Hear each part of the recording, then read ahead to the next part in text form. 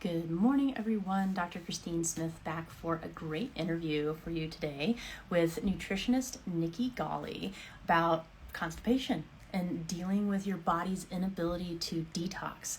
And this can come in a physical sense and it can also come in an emotional sense. And so I wanted to bring her on to talk about this because it's more common than you'd think. I want people to know that, it's not normal, but it is common. And so we want to educate you on like different foods that you can use to help cleanse the body, different emotions that you can focus on to help your nervous system and your gut be able to properly release and detox. And all of those things are ultimately tied to the rest of our health. And it's pretty important because all of this is also tied to leaky gut and our ability to detoxify, which then also affects our immune system and our ability to absorb nutrients. The large intestine is also responsible for absorbing water. It's considered our barrier between our interior world and the external world. And so therefore there are protective components to it when we come to the emotional side of things and control and holding on to things that we no longer need. And so those are kind of Eastern and Western medicine concepts blended together. But all of these ultimately affect everything from our heart and cardiovascular health to our likelihood of developing something like autoimmunity to especially our mental health. So we just want to dive into this today. Hi, Nikki, how are you? Hello. I'm wonderful. How are you? I am good. Thank you so much. Thanks for being here.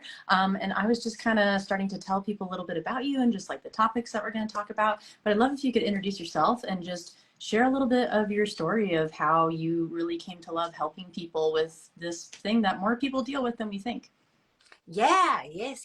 Thank you so much. So I'm Nikki Golly. I am a nutritionist and I commonly like to talk about the topics that everybody does, but nobody really likes to talk about. And it's poop. Everybody poops. Okay, everybody, animals, bugs, everything poops, and nobody wants to talk about it. But it's so important because how things come out of our body makes a huge difference in how we feel, in what's going on within our body, if we're absorbing. It kind of tells you so much. And why I got into this, and this is part of my journey, is that I spent, believe it or not, 27 years constipated, miserable, sick. Nobody knew. It's such a quiet, hidden thing that nobody knew. I didn't really even know what was normal. I didn't know what I was experiencing wasn't normal nor healthy or even okay for my system. It was awful. So it was basically miserable all the time. I could joke that I would get sick all the time and it was like a ha ha ha. But no, that wasn't what I wasn't supporting my body. I was eating things that I was not working. I was eating things that I was allergic to, and basically I was just miserable. But it was so silent. I didn't know. It's something that's so quiet and close to home that people don't really they don't pay attention to. So I'm kind of out in a big way of like, hey, let's talk about poop. It's so important. It's so true. I mean, I know it's funny, like patients and I'll joke about this because, it's like, it's funny to have someone ask you questions about that, but you'd be surprised how many people don't know that you're supposed to poop every day. Yeah. I've had that come up a number of times and it's just nobody's ever told them. Yeah. I had another client who had been to a number of GI specialists and no one had ever asked her about her history. And she had a bowel movement once every 2 weeks. That's Yeah, not that's the okay. crazy part. It was like the medical industry completely fails people, especially constipation. There is now new like pharmaceutical drugs, but they don't solve anything. They kind of give you diarrhea, like, hey, great. Now you exchange one problem for the other. Like that doesn't solve anything. It doesn't make them feel better. But yeah, just the knowledge, like, hey, did you know that you're supposed to have poop 2 to 3 times a day? Like, no, like that conversation is never had. That's why I never knew that I experienced a problem. So Well, it's crazy. and I think it's helpful for people to know like it's different for everybody. And so I usually say somewhere between like 1 to 3. Yeah. And then if you start to get more like 3 to 5, then you actually might be dealing with like some irritable bowel stuff. And you can like constipation can also be irritable bowel. So with all these things, like I know you've been through your own journey and you've helped a lot of clients with this. what are some of your favorite approaches just to helping people to regulate their gut more? Because I think that's what we're talking about, right? It's not just how to help yourself go to the bathroom. It is how to actually help this organ function properly so that your body can detox, you can absorb nutrients, you can absorb water, you can have a protective barrier between bacteria matter and your bloodstream. Like, let's just dive into that. Yeah, I would say honestly, one of the first things, and it's so easy, but it's so commonly overlooked, is water. Like, how many of you are drinking enough Like, water? Like, no one. so key. But again, everyone's like, oh, I need to add this or eat this or do that. I'm like, how much water have you drank? Have you drank water today? There you go. Cheers. Cheers. Have you drank water today? Most people have no idea, again, that we're supposed to drink water. They're like, I'm not thirsty. Or I drink soda. That's enough. Like, actually, no. Water is hydrating. It hydrates your cells. It hydrates your colon. I know that's a big one, right? Going back to the digestive system. The colon's main job is to remove water from what your body can't use. So the more dehydrated you are, the more it has to pull out of your food, the more it constipates you. But also think about it. If your body has to pull a lot of water to recirculate from your colon, granted it's supposed to, but if that's where it's getting all the water from there, think about it. I always tell people, like, so your body's recycling poop water because you're not drinking enough actual water. Hello? All right, just makes you like, okay, I'll drink some more water. Like, ooh, I don't want to. And you're making it more uncomfortable when you have to go to the bathroom. So water is like number one. It's so overlooked, but so easy. And so people are like, duh, I know water is important. Like, yes. In the comments, I drink 3 liters a day. That's about right, depending on your size. How I recommend just kind of the basis, the old 8 ounce glasses of water, that kind of, but that's a little low. I always say, because it changes for body size and body type, for someone that is, I usually say half of your body weight in ounces of water. So that's if your body weight's in pounds for all of you UK people. So if you have a 150-pound person, you want to shoot for about 75 ounces of water. That gives you, and sometimes that's a hard thing to hit. So at least start somewhere. Drink more. Yes, half your body weight in ounces of water in the comments. Yes, that is ideal. That's what we want. Go I ahead. like the electrolytes comment too of adding some sea salt, because people forget that if you just drink pure water, because of the way that we process our water these days, we have a hard time retaining all of it unless we give up some of our minerals. So if we can remineralize with something like Celtic sea salt, just like a pinch of it in your water, or electrolytes or something, that can be really handy. And the difference of like Celtic sea salt and table salt is that Celtic sea salt is more like from seawater, and basically it has Minerals. trace minerals. Exactly. So with all of those, and trace minerals are important for our cellular processes. They're important for retaining water. They're important for neurotransmitter function, and basically like every cellular process. So I think all of those are huge too. Yeah, I think it's really, really important. What people can kind of get lost in the weeds when it comes to adding things to your water, it is important to just have some plain water. I think important, like a pinch of sea salt here and there is fantastic. But I wouldn't say, people ask me about the liquid IVs. I think they're great, but if that's all you're consuming, you're not getting enough actual water. Just plain water, because water helps to detoxify your cells. So if you're not hydrating with plain water to kind of move things through, and it's always sugar filled, or it's always electrolyte filled, or those Mio things that people do, or add things to your water. If water is just like not your jam, you just can't get yourself to drink it, one of my favorite tricks that keeps it water, adds a little nutrients, but doesn't completely change it, is adding fruit to your water. That's easy to kind of give it some flavor for people that are just like, water. And then the other thing is just kind of retrain your brain. Like, think like, hey, downing this cup of water, is this more important than recycling poop water? Just down it like a shot. I mean, there's a lot of shots out there that are awful that people will drink anyway. So just think of the health benefit of that shot of water in the morning. I like that. That is very true. And people also forget that if we don't have enough water, our cells can actually enter like what's called a cellular danger response, where the membranes kind of stiffen up, and then that actually prevents us from being able to not only absorb water, but also absorb nutrients.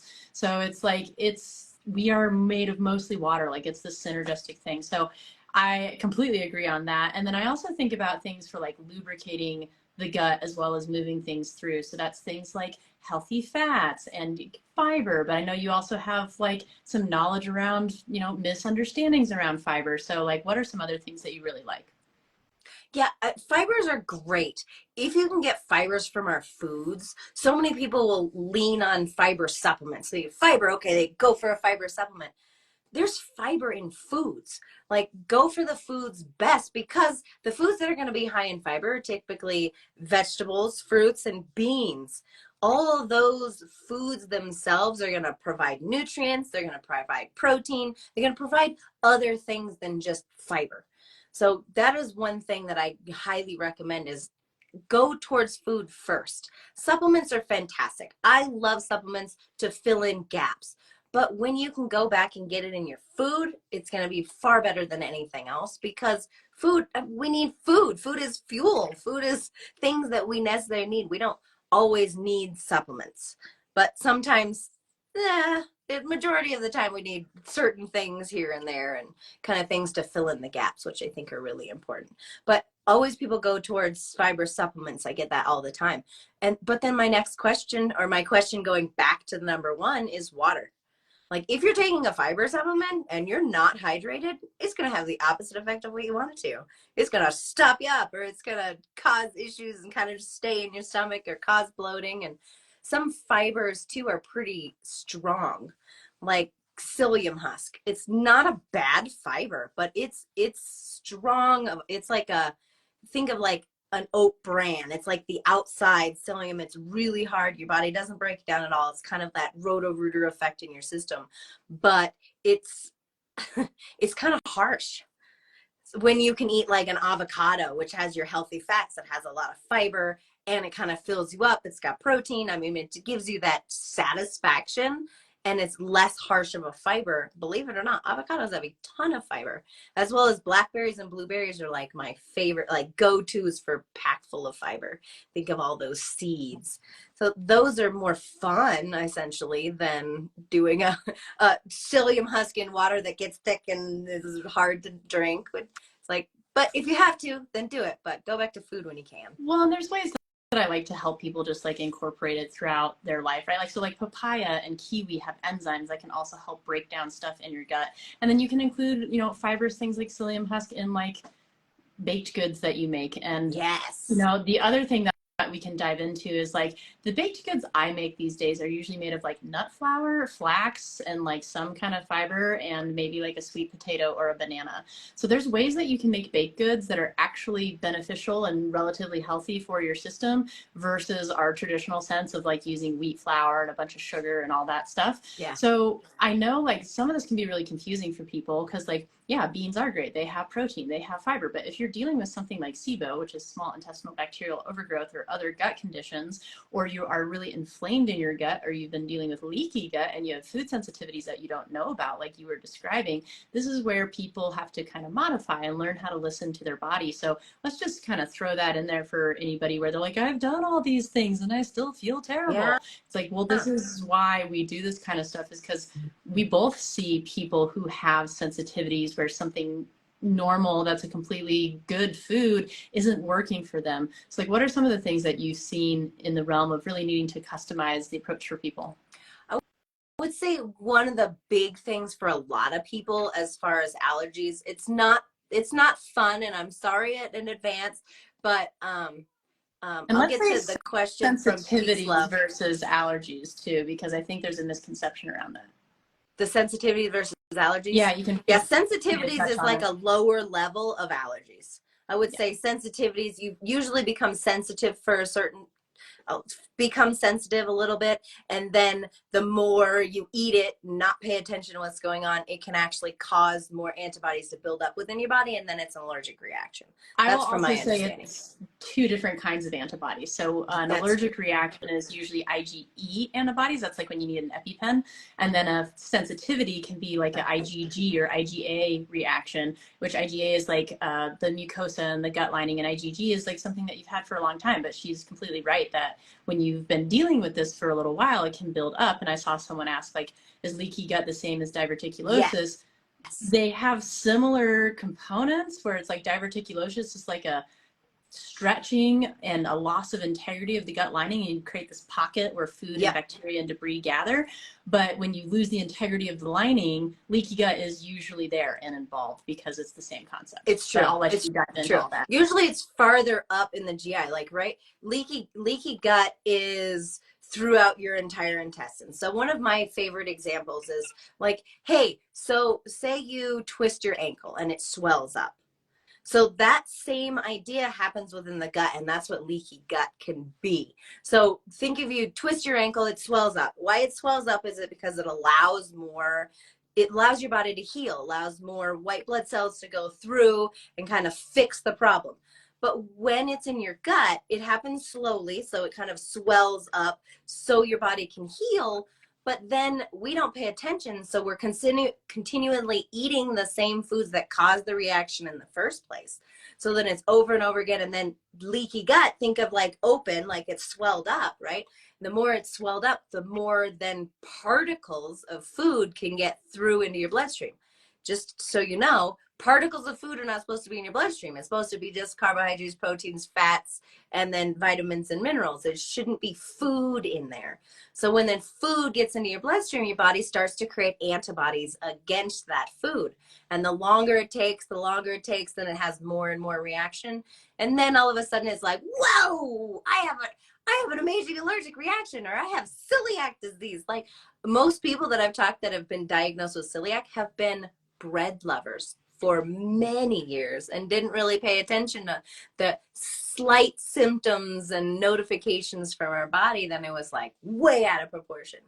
But then diverticulitis or diverticulosis is the actual issue. Then diverticulitis is when those little pockets get inflamed.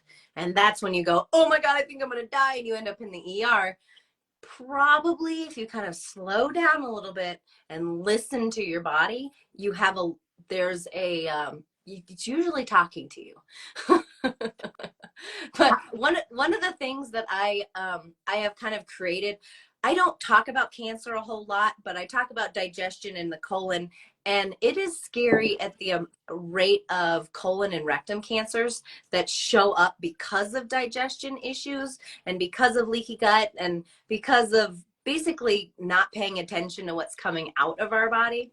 So I actually created, which I didn't talk to you about it before, but I actually created a colon cancer risk quiz that I've kind of created. It's a handful of questions to kind of have people assess what's going on. Like ask those questions about what's going on in your digestive system, just to see what's going on within your body. So how you feel, if you don't mind, I think I can share it in the chat for the people that are here.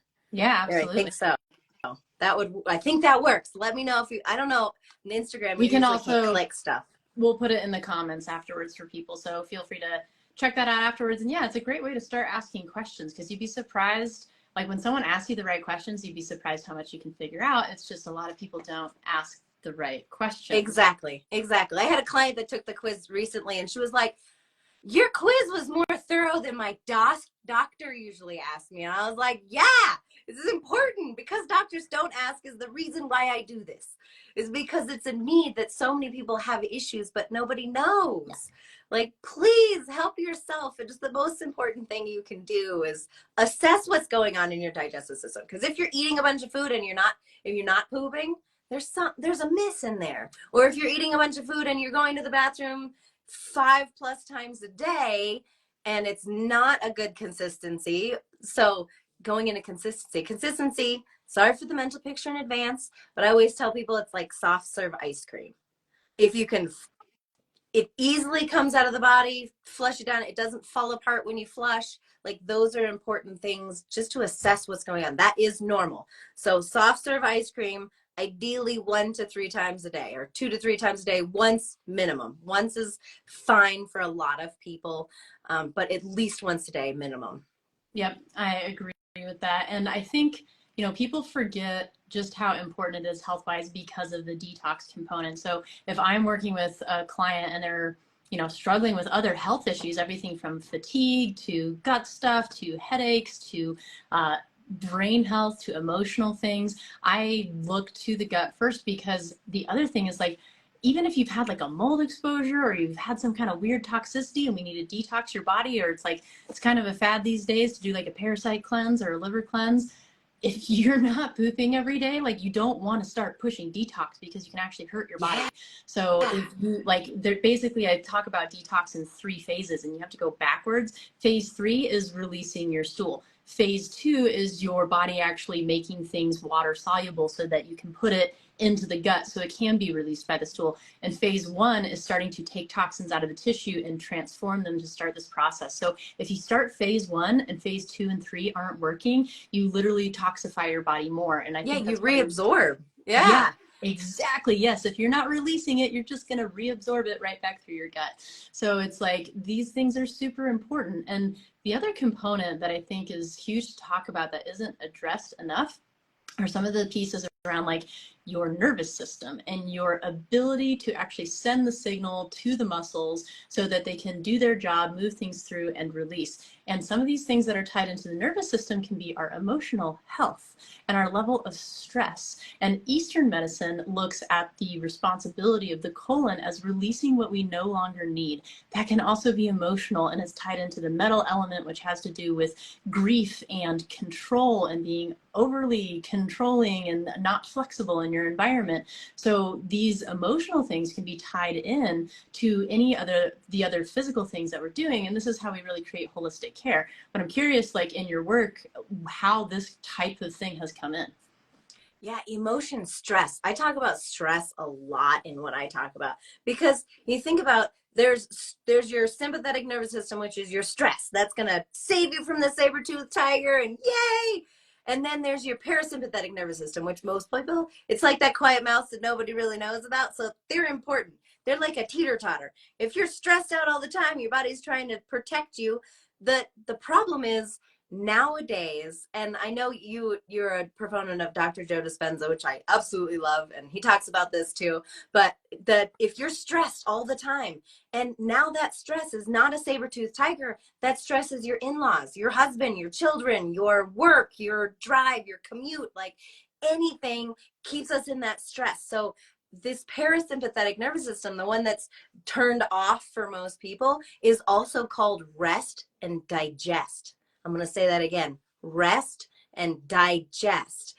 So if we're always stressed out, we're not going to digest our foods properly. We can't. Our body's not designed for that. Our bodies are designed to, like, hey, save yourself from the saber-toothed tiger, and then retreat in your cave and calm down and eat food and relax and that kind of thing. We don't really do that anymore. It's just kind of a go, go, go, go, go, especially in the Western society. That's one thing that I love about the Eastern philosophies, is they take more time, slow down, have more of that parasympathetic nervous system, relax, rest, digest, enjoy the meal, like sit down and actually talk to people and eat a meal together instead of like shovel it in while you go back to work.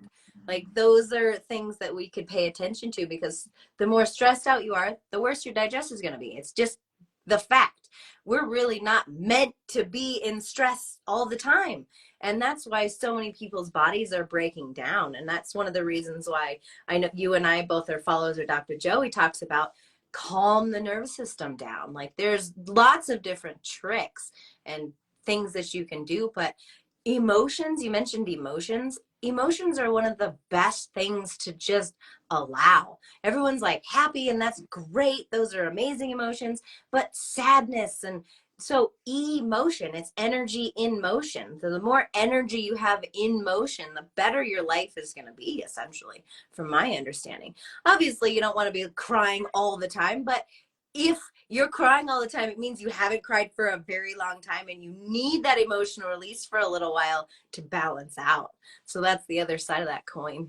It's huge. And you know, we see false realities on things like social media and TV and all these things these days where everyone is happy all the time. But realistically, like, we all have emotions no matter where you're at. And it's about the perspective that we take with them, where it's like, if we can accept that we have emotions that move through us and know that they are not us, then we tend to be able to process them a little bit more quickly, versus if you're always trying to hide from them or avoid them or not feel them and keep on this kind of mask of yourself, then that's going to get stuck in your body. And that's kind of what we're talking about. It's like, right now, like, there's the physical component of your physical stool being stuck in your body, and there's the emotional constipation component of your emotions being stuck in your body. And grief and sadness, what you're just talking about, are hugely associated with the large intestine. And that is just, you know, old Eastern medicine philosophy. It's been around for thousands and thousands of years, way longer than our conventional medicine.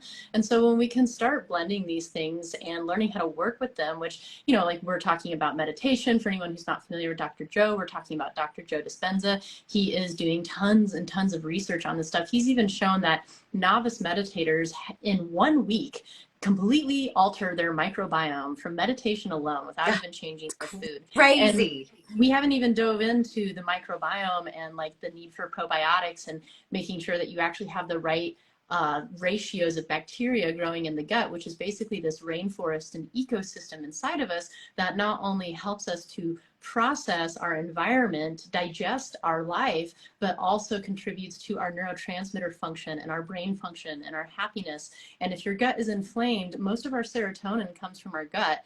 And if that is disrupted and inflamed, then it's really not going to work in your body in the right way, and it's going to affect neurotransmitter function and brain function and your state of happiness and all of these things.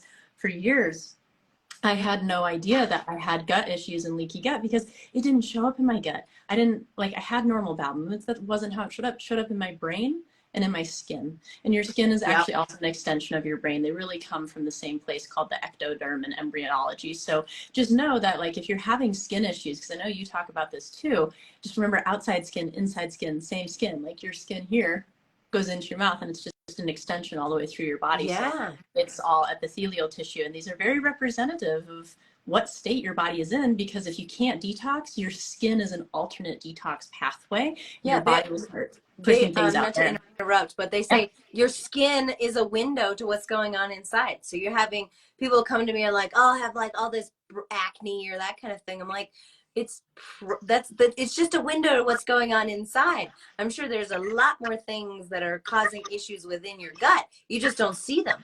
So that's why you get boils on your face and acne and a lot of those things, because things are not balanced inside. So then it's like, hey, this is what's happening. It's like that, hey, everybody, I've got gut issues. And when which is not necessarily great. And when we're talking about stress, people forget that you can actually grow dysbiotic bacteria in the gut when you have stress hormones present. Like, species like Yersinia and E. coli actually have receptors for things like cortisol and norepinephrine. And you feed dysbiotic bacteria when you're stressed out. So when we come back to the concept of meditation and these different types of things, it is a way to train your brain. It's like going to the gym for your brain, so that your nervous system in your body has an opportunity to feel safe and enter that parasympathetic state that she was talking about. So when you talk about this with your clients, and like, I have my own thoughts on this, but how do you like to have people approach it? Or like, if someone is just learning or wanting to get into it, what suggestions do you give? Well, there's a couple different tools. Like, I absolutely love meditation and I will always go there, but to kind of tip of the iceberg for people, just to kind of feel that, especially so many people are like, I can't meditate.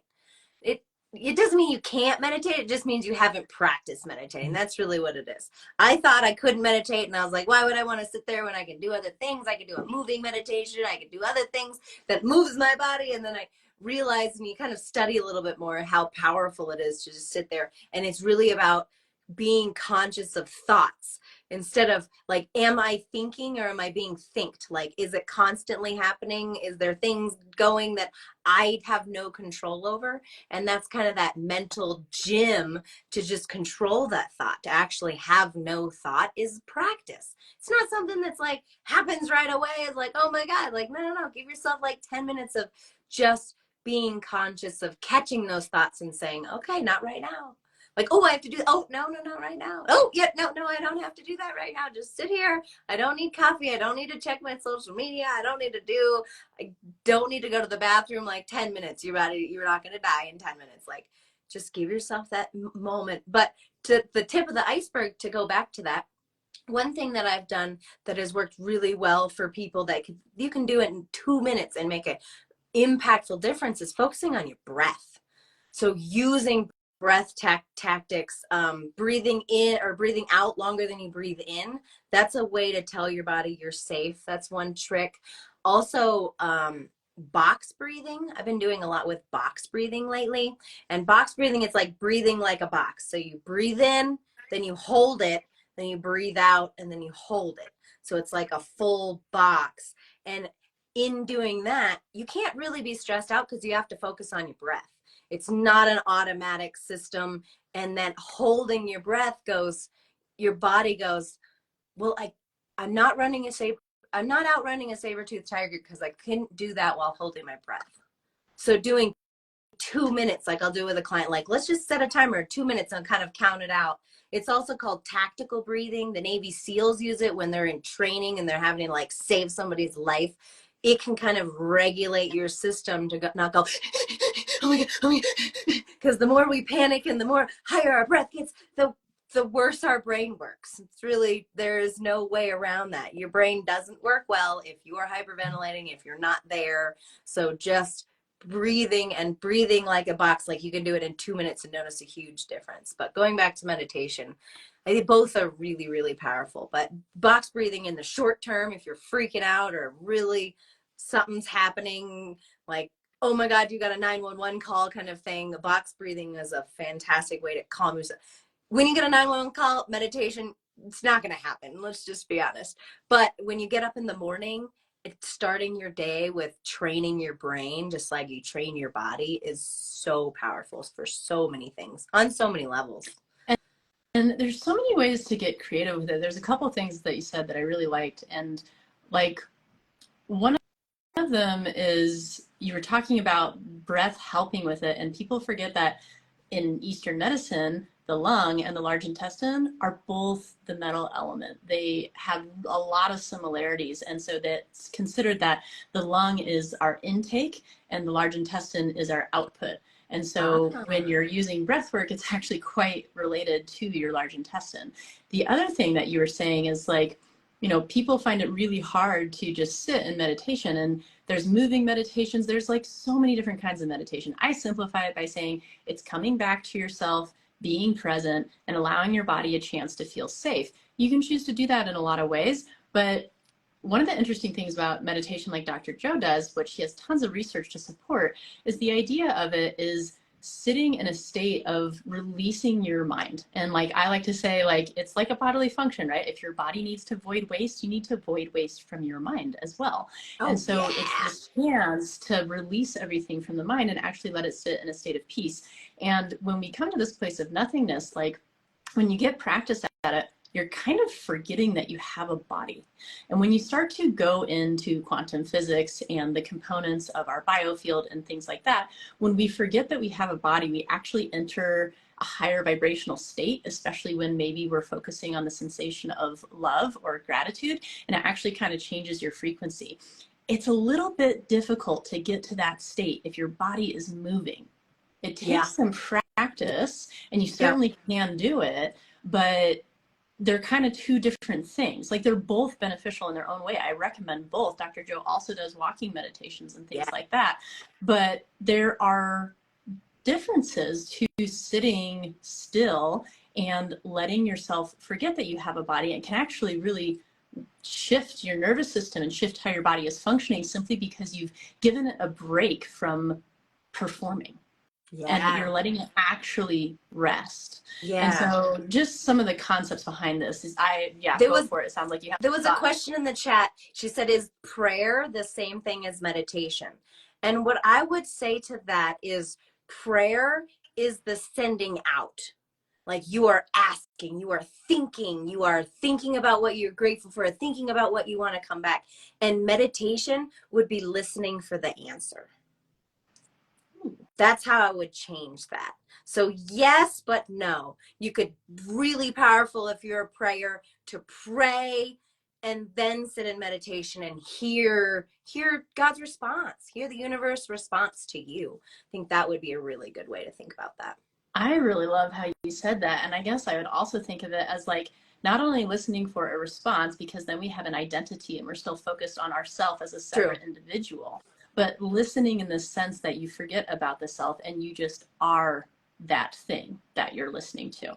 So I love that, you know, we're getting to this point because I think people forget the depth of our bodies and the depth of ourselves and the depth of our health and where we can actually reach. And it's like when we can tap into all of these things, we can resolve a ton of health conditions because we're actually starting to listen to our body. And it's like when you have a headache, when you have a skin condition, when you have bloating, like when you feel uncomfortable, when you are constipated, when you have brain fog or your energy sucks, that is your body speaking to you very loudly. It's just people don't really know how to listen to it. So when these things come up, like, yeah, it's fine. You can totally live with it. But if you do it for 50 years, you're going to start to break your body down because when we're in a state of stress, which all of those are a form of stress, we enter what's called a catabolic state, like our cells actually start to break themselves down. We are meant to alternate between catabolic and anabolic states. Anabolic is building, and that's the parasympathetic rest and digest nervous system stuff that we're talking about. So meditation in itself is really entering a neurological state where your body can physically rebuild itself. This is how we prevent aging. This is how we prevent disease and decline. So as we come into talking about all of these things, like I think we've covered a little bit, but are there any misunderstandings around this topic and things that you really wish people knew instead? Really, I would say misunderstandings is that we're totally okay without listening. I think that's a big misunderstanding for people. Like that it's okay if you get headaches all the time to pop pills when you need them, or taking ibuprofen all the time for knee pain, or doing things consistently for the same issue. It's your body talking to you. Covering it up doesn't solve anything. It doesn't create a better person.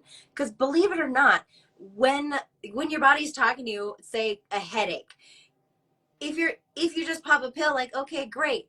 What if that headache is saying, hey, you're dehydrated, hey, you have a brain tumor, hey, there's so many different things it can try to be telling you. But when you pop pills all the time, and then all of a sudden you go for, like, again, I don't really talk about cancer very much, but it's scary. Cancer is scary and it's out there. And our body, if we actually give ourselves time to relax and rest and digest, a cancer cell just means that our cells mutated in an incorrect way. Our cells mutate every time they replicate. Every time there's some part of mutation. The mutation is good. That's evolution. It's great for us. But every once in a while your body it changes it in the wrong place. And then it's like, well, okay, that's not good. That one's keeping going. That is not supposed to happen. That cell looks weird. So when you give your body that time and space to heal and to think and to not think, to kind of be somewhere else, yeah, it gives your body like, oh, okay, you know what, that instead of covering it up with a pill, how about your body just takes care of it, gets rid of it. Like everybody creates cancer cells all the time. So when you give yourself that time to relax and rest and digest, and your body goes, oh, that cell and that cell and that cell that's not doing what I want it to. Let's kill it and get rid of it. So that's actually a great thing. That's how our body, that's how we become who we are today. We are not the same individuals 100 years ago because our cells are constantly changing and we're becoming better humans. Our brains are getting bigger. Our guts are getting essentially smaller than a lot of other animals because we can cook our foods and things like that. There's so many things, but just really paying attention to give yourself that break. It is so powerful for so many things, and just heal. But again, don't cover it up. Listen to it. Our bodies are telling us something. That's the reason why I created the cancer risk quiz. It's really not to bring cancer to the forefront. It's just to say, hey, these are some questions you should be asking yourself. Where would you rate yourself now? How do you feel? And what is it? could potentially cause in the future if you're not paying attention. Yep. And there are so many interesting concepts around holistic approaches to cancer. Like there's something called the Metabolic Terrain Institute, and they're all about like understanding your metabolism properly and the metabolism of these different types of cells. And there's another one called Cancer is Natural and So is the Cure. And it's the concept of understanding that it's actually your body going through a natural process. And if we can support it correctly in the opposite direction, your body's quite capable of cleansing itself. But yes, we have to enter a state where our body is not focused on the outer world, and it can take time to focus on the inner world and kind of go clean house and clean up these cells that aren't performing properly. Yeah. And there's a lot of different approaches to that. And, you know, everything that we're talking about, none of this is medical advice. Like, always speak to your practitioner and what's right for you. But we want you to know about these things so that you can have the right questions to ask and feel empowered around your health. Because I think our conventional system, though very well intentioned, is also focused on a hierarchical model where people often feel they are a victim to whatever they're dealing with. And we just want to remind you, like, your body is born with innate intelligence and it's incredibly powerful and it knows how to heal itself. It's just we also have to facilitate that by not running ourselves into the ground. Yeah. So with all of this, if people wanted to like learn more about you or work with you or any of those things, where would you direct them? Yeah. Honestly, my name's Nikki Golly, Nikki-Golly. By golly, it's sticky. I know that's kind of lost on our generation. Previous generation gets it. No, but Nikki Golly. I have a website. I'm on social media everywhere. I've kind of rebranded from Fuel Your Body, so you'll see that most of the time. You'll see Nikki Golly. That is the name that I have on my Instagram, even though my handle is Fuel Your Body, but everywhere else is Nikki Golly. So definitely follow me. I give lots of value. That's kind of the thing. The reason why I'm here is to kind of support people and get them feeling the best. And that's one of the reasons I've connected with you so well. I absolutely love it. So yeah, follow me, reach out to me, do the colon cancer risk quiz, which we'll put in the comments just to assess where you're at. And then, yeah, keep doing it. Listen to your body. That's the most important thing you can do. Yeah, I was going to say, if there's anything else that you wanted to share with people or any last thoughts or something cool that you've learned recently, what would you share? My kind of words of wisdom for anybody is be grateful for the journey. Whatever you're doing, whatever you're going through, being here, I'm grateful for you. Just be grateful for wherever. One of the things, going back to the Bible, because I know I had a few people here, count your blessings. The more things you're grateful for, the more blessings you count, the more you can count, the more that show up in your life. You get more of what you focus on. So if you're focusing on negative things, you're going to get more negative things, and nobody wants that. So it's a practice. Focus on positive things. Focus on being grateful for the things, the relationships you have, the connections you have, your journey, even if it's awful. Like, I spent 27 years miserable. I'm grateful for that because it pushed me into getting a degree in nutrition. It pushed me to working in the vitamin store. It pushed me to get out there and speak to other people because it's so important. So just be grateful for your journey and be grateful for the things that are around you, because it'll be beautiful. Beautiful things can happen from it. Yes, absolutely. And, just reminding people, like, if this is new concepts for you, like, take 5 minutes and listen to some music today and just listen to music, or go for a walk, or drink an extra glass of water, or do box breathing for 30 seconds. Like, just start somewhere. And yes, thank you. So Fuel Your Body is her name that you can click on. You can go and follow her and all of that. And this will be posted on my feed. I'll make her a collaborator. It'll be posted on her feed too. And then feel free to comment in the comments. And like, I know sometimes questions come up later, and we love to answer your questions. And if you guys liked this or you want to learn about more stuff, I'm sure we can talk more. I mean, we were just talking about one topic, but I love Nikki because I know her breadth of knowledge, and we can talk about a lot of other things. So we love you guys. And Dr. Christine saved my life when I was pregnant. They'll just leave you with that I was miserable, and she dramatically shifted my life, so I am forever grateful for you. Made a huge difference in my quality of life. Huge difference. It's always our honor to facilitate healing for you guys. So just trust your body, trust yourselves, and just remember to listen to it. So with that, thank you for joining me, Nikki. Thanks everyone for joining, and have a great day. Thank you.